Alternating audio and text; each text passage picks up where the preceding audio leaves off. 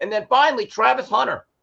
Travis Hunter is actually overshadowed by this Deion Sanders, Shedeur Sanders dynamic. Yes. He might be the best pound for pound, position for position player in football. He should be in all the Heisman Trophy talk.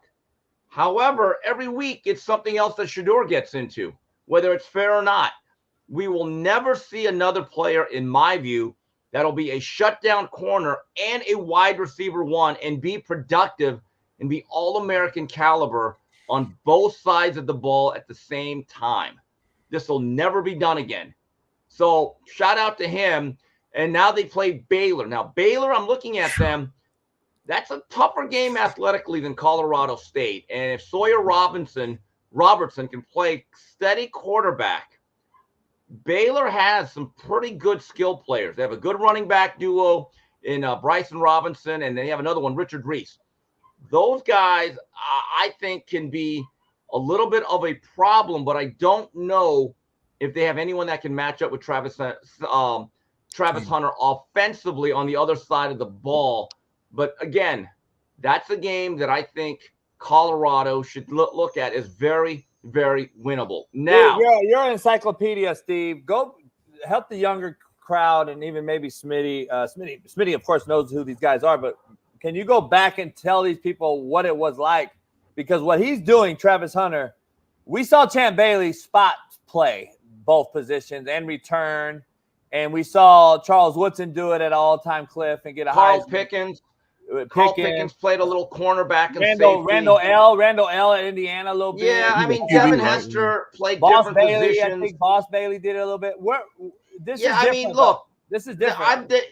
Basically what would happen with those guys you mentioned, they were all-American caliber players on either offense or defense, and they would have a package of plays or situations where they would be brought in.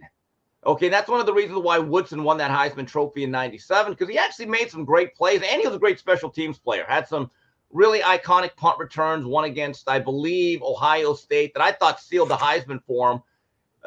Champ Bailey was pretty productive at wide receiver, though. He got more passes thrown his way than I remember. Devin Hester, they can never find a position for him, but people forget he had caught passes at Miami as an offensive player, had interceptions, and was an all-time great kick and punt returner.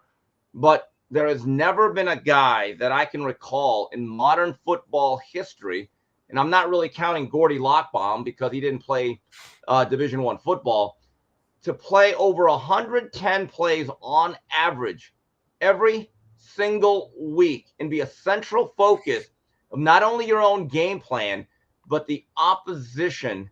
I don't know how long it can really sustain itself. I don't know if his body's going to wear out. I don't know what's going to happen when he has to match up with better athletes. Look, I still think at cornerback he needs refinement. His man press technique, I've seen him get beat more than once. I don't think he uses his hands all that well, but he's got unbelievable ball skills and anticipation in zone coverage. Okay, that's where I think he really thrives. And as a wide receiver, look, he had 11 catches, and still to be the number one cornerback on the other side of the ball is unheard of in modern-day football. So Travis Hunter is actually overshadowed by some of that circus that takes place in Boulder, Colorado. Now,